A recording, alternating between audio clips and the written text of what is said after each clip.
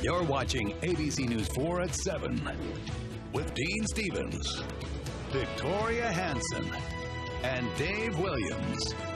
This is ABC News 4 at 7. We want to make sure every bridge and every road that you put your car on is safe for the good of yourself and your family.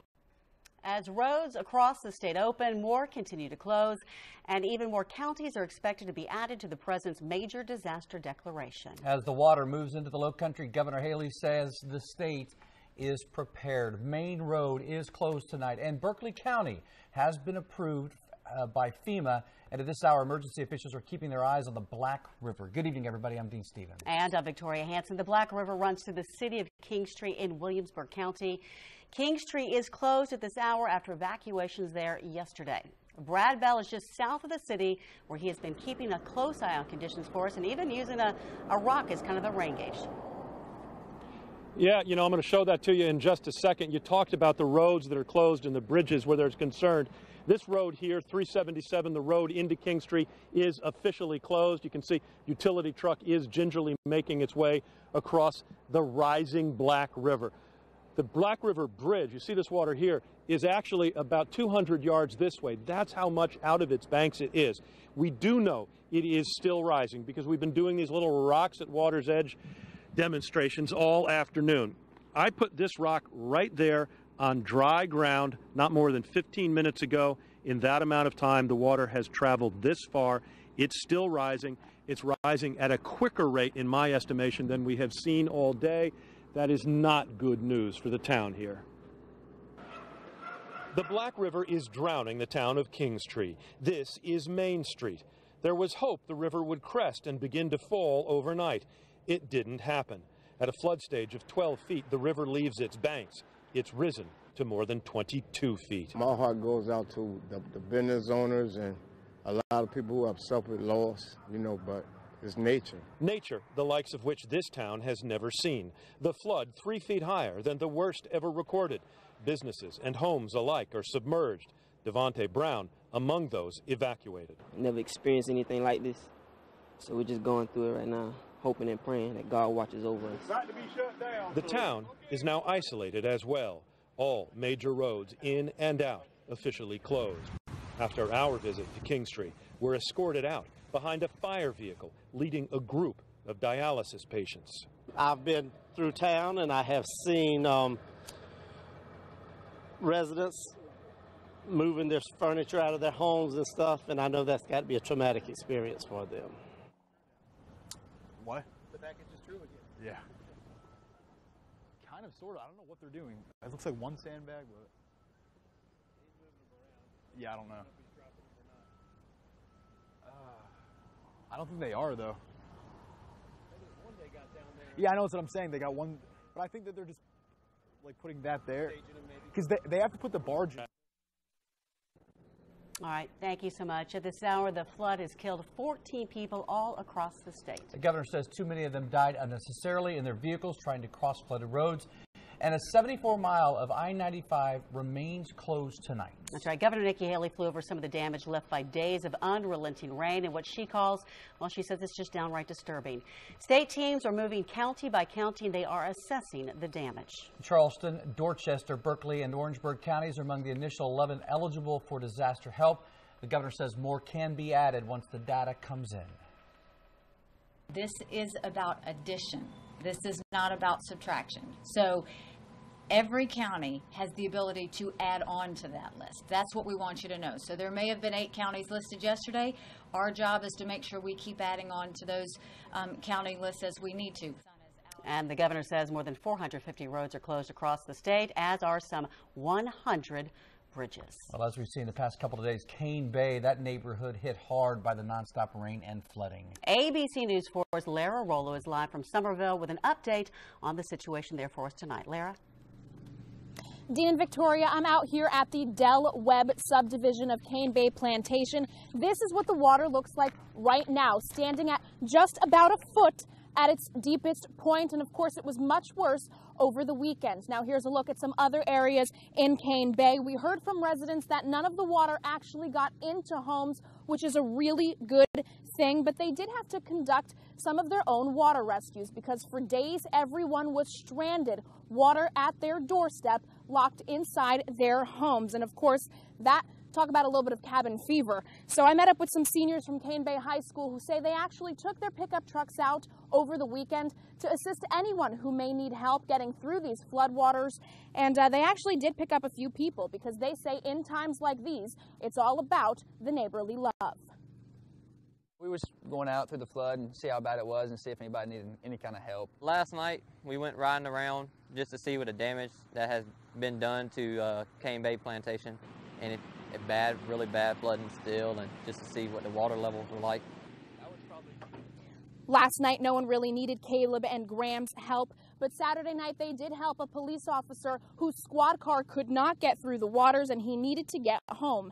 Graham says his truck started shaking a little bit through the water, so he did get a little bit nervous, but they made it through just fine. And actually, this whole neighborhood has been extremely helpful, helping each other through these times, getting through the floodwaters.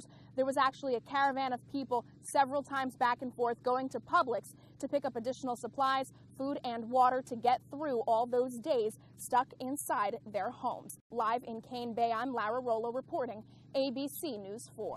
Well, dozens of roads remain closed in Berkeley, Dorchester, Charleston counties this evening. The numbers are particularly high in Berkeley and Dorchester counties, where as of late this afternoon, more than 130 roads are impassable. Berkeley County Engineer Thomas Lewis is leading the effort to fix damaged roads and bridges.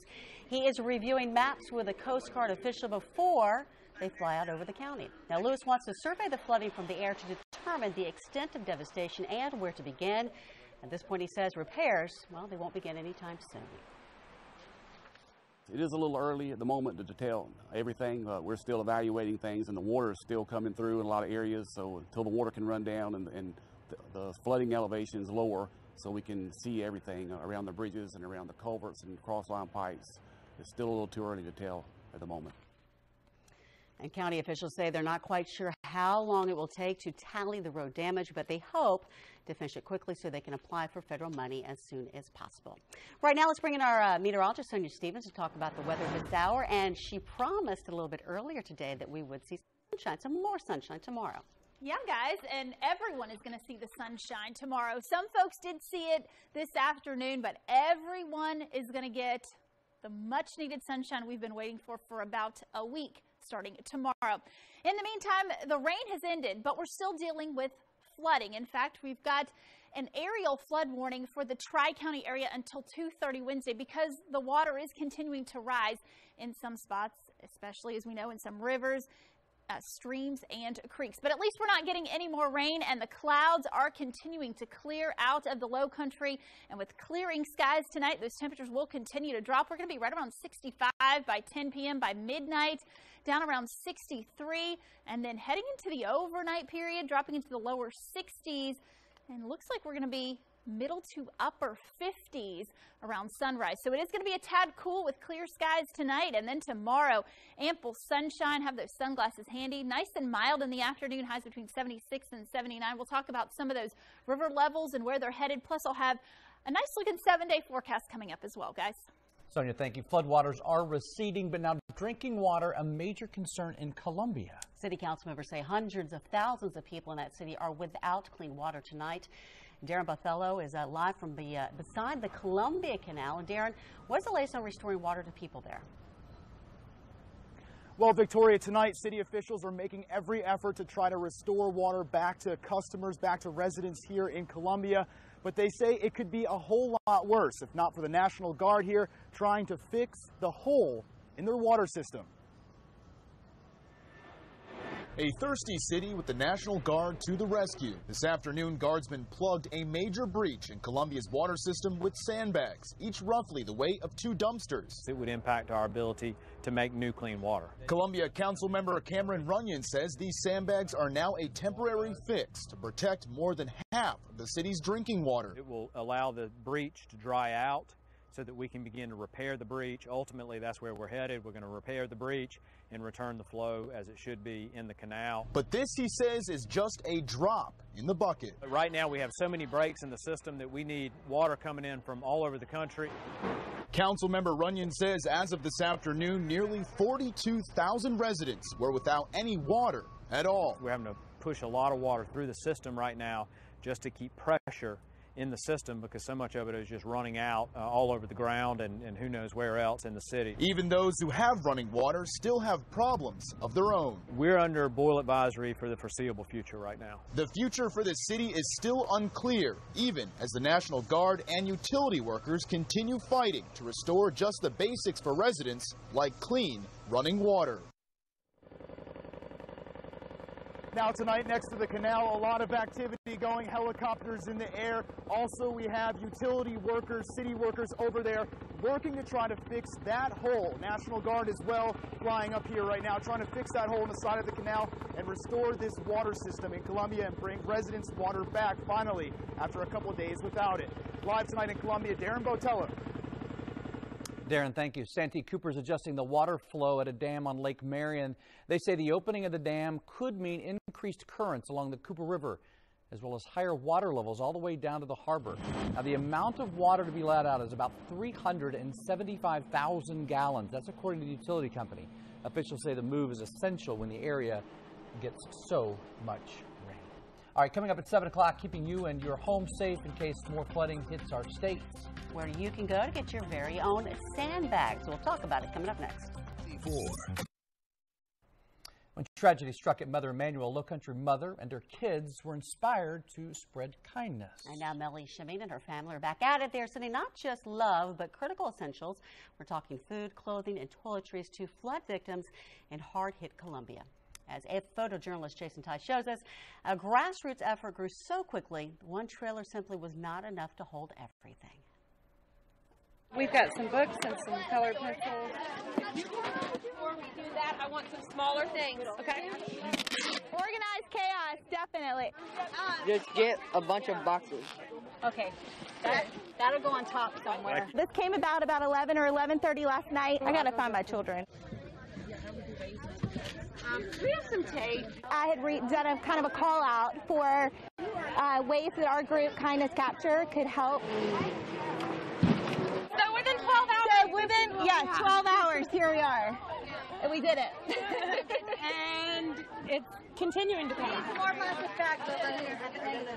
Like this? Stuff, and clothes, like Patagonias and all that. Fantastic.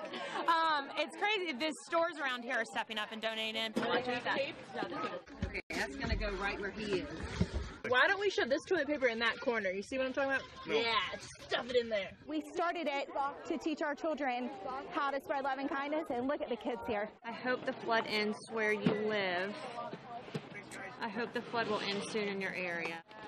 For all the soft, stuff that can die. That's a good thing. The second trailer full. Can you believe it? And we still have a little bit left over.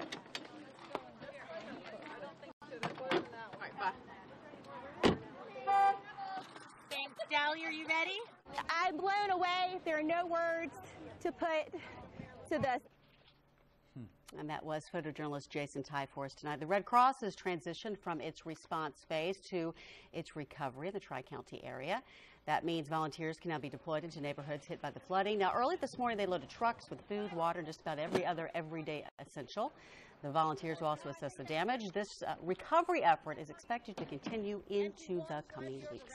Coming up at 7, it is not something you would expect to see in floodwaters. Yeah, how all of these fire ants managed to create their own island in the storm. We're back after this.